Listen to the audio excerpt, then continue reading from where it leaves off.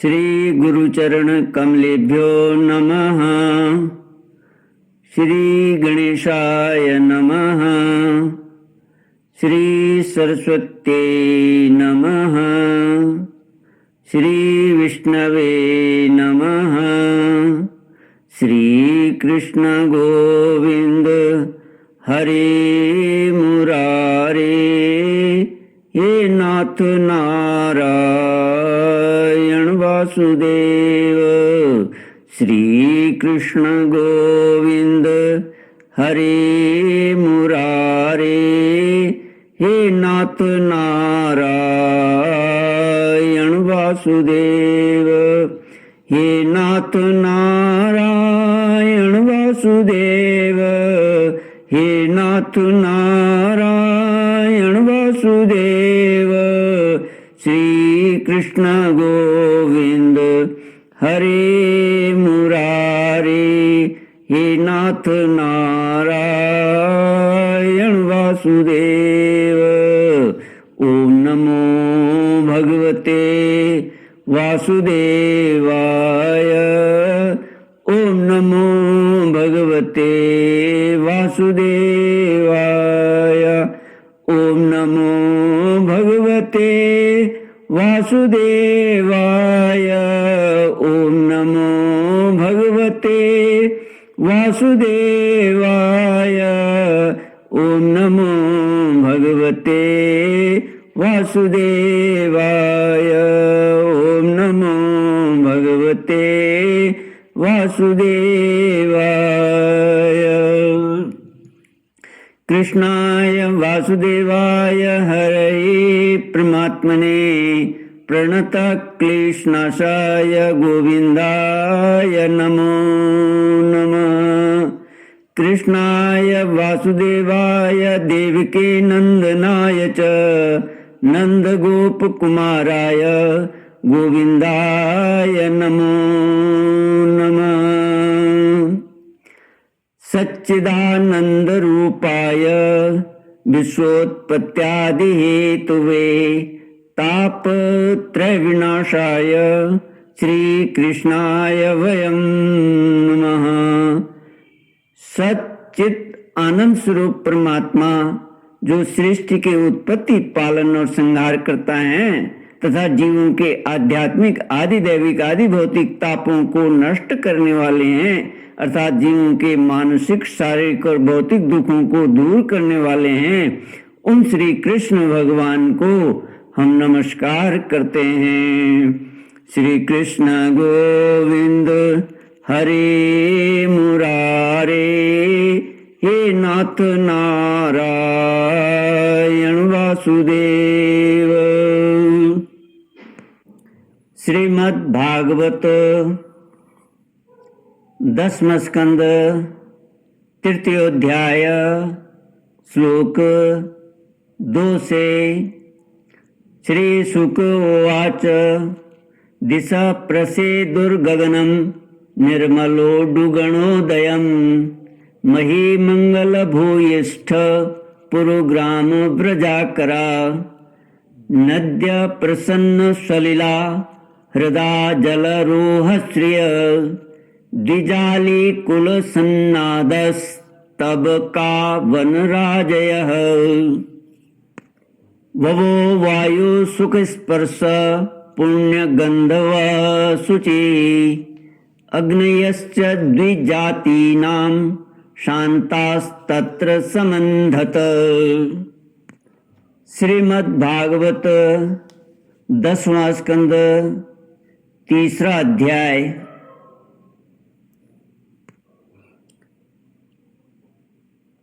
श्री भगवान का प्राकट्य, भगवान श्री कृष्ण का प्राकट्य।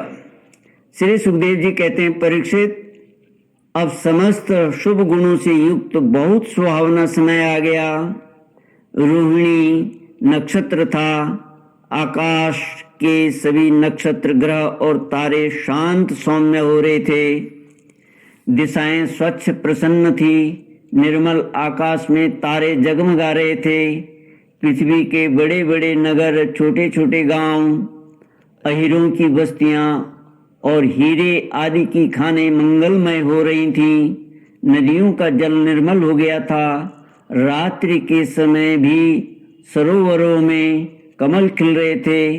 वन में वृक्षों की पंक्तियां रंग बिरंगे पुष्पों के गुच्छों से लद गई थीं। कहीं पक्षी चहक रहे थे तो कहीं भौरे गुनगुना रहे थे।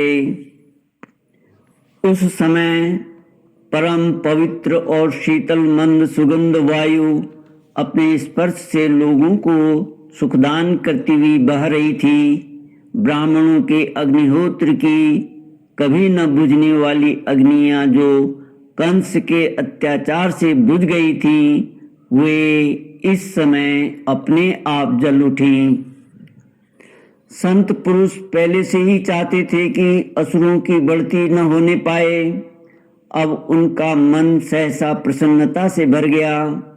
जिस समय भगवान के आविर्भाव का अवसर आया, स्वर्ग में देवताओं की दुदुम्बियां अपने आप बज उठी। किन्नर और गंधर्व मधुर स्वर में गाने लगे तथा सिद्ध और चारण भगवान के मंगलमय गुणों की स्तुति करने लगे। विद्याधरियां अप्सराओं के साथ नाचने लगी। बड़े बड़े देवता और ऋषि मुनि आनंद से भरकर पुष्पों की वर्षा करने लगे। जल से भरे हुए बादल समुद्र के पास जाकर धीरे धीरे गर्जना करने लगे। जन्म मृत्यु के चक्र से छुड़ाने वाले जनार्दन के अवतार का समय था। निशीथ चारों ओर अंधकार का साम्राज्य था। उसी समय सबके हृदय में विराजमान भगवान विष्णु देव स्वरूपिणी देवकी के गर्भ से प्रकट हुए। जैसे पूर्व दिशा में 16 कलाओं से पूर्ण चंद्रमा का उदय हो गया हो। वसुदेव जी ने देखा उनके सामने एक अद्भुत बालक है। उसके नेत्र कमल के समान कोमल और विशाल हैं।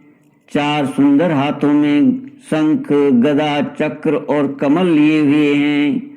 वक्षस्थल पर श्री वत्स का चिन्ह, अत्यंत सुंदर सुवर्णमयी रेखा है। गले में कौस्तुभ मणि झिलमिला रही है। वर्षाकालीन मेघ के समान परम सुंदर श्यामल शरीर पर मनोहर पीतांबर फहरा रहा है। बहुमूल्य वैदूर्य मणि के किरीट और कुंडल की कांति से सुंदर सुंदर घुंघराले बाल सूर्य की किरणों के समान चमक रहे हैं। कमर में चमचमाती करधनी की लड़ियां लटक रही हैं। बाहों में बाजूबंद और कलाइयों में कंकण शोभायमान हो रहे हैं। इन सब आभूषणों से सुशोभित बालक के अंग अंग से अनोखी छटा छिटक रही थी। श्री कृष्ण गोविंद हरे मुरारे, हे नाथ नारायण वासुदेव। जब वसुदेव जी ने देखा कि मेरे पुत्र के रूप में तो स्वयं भगवान ही आए हैं, तब पहले तो उन्हें असीम आश्चर्य हुआ। फिर आनंद से उनकी आंखें खिल उठी। उनका रोम रोम परमानंद में मग्न हो गया। श्री कृष्ण का जन्मोत्सव मनाने की उतावली में उन्होंने उसी समय ब्राह्मणों के लिए 10,000 गायों का संकल्प कर दिया। परीक्षित, भगवान श्री कृष्ण अपनी अंग कांति से सूतिका गृह को जगमगा रहे थे। जब वसुदेव जी को यह निश्चय हो गया कि ये तो परम पुरुष परमात्मा ही हैं, तब भगवान का प्रभाव जान लेने से उनका सारा भय जाता रहा। अपनी बुद्धि स्थिर करके उन्होंने भगवान के चरणों में अपना सिर झुका दिया और फिर हाथ जोड़कर वे उनकी स्तुति करने लगे। श्री कृष्ण गोविंद हरे मुरारे, हे नाथ नारायण वासुदेव।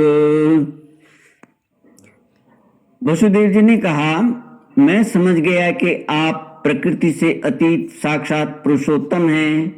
आपका स्वरूप है केवल अनुभव और केवल आनंद। आप समस्त बुद्धियों के एकमात्र साक्षी हैं। आप ही सर्ग के आदि में अपनी प्रकृति से इस त्रिगुणमय जगत की सृष्टि करते हैं।